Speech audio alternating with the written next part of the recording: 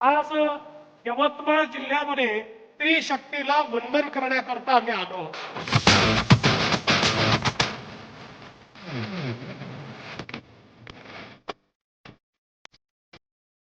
त्यावेळी महिलांना आपण सशक्त करू, तेव्हाच भारत सशक्त होऊ शकेल. आणि म्हणून माननीय प्रधानमंत्री महोदयांनी देखील महिलांना सशक्त करण्याकरता अनेक योजना त्या ठिकाणी सुरू केल्या.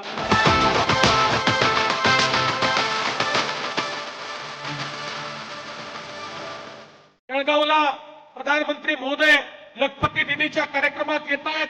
महाराष्ट्रातल्या 15 लाख लखपती दीदी त्या ठिकाणी उपस्थित राहणार आहेत.